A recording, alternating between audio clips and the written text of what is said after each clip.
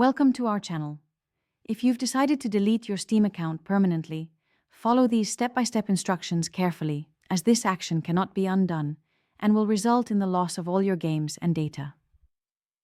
Step 1.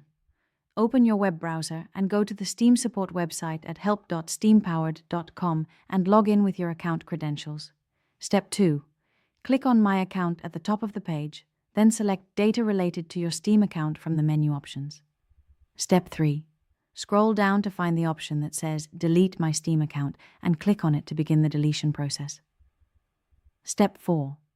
Steam will ask you to confirm your decision and may present important information about what you'll lose, including all purchased games, items, and wallet funds. Step 5. Enter your account password when prompted to verify your identity and confirm that you want to proceed with deletion. Step 6.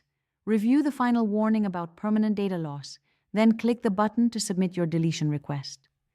Step 7. Check your email for a confirmation message from Steam, which may include additional verification steps or a waiting period before the account is fully deleted.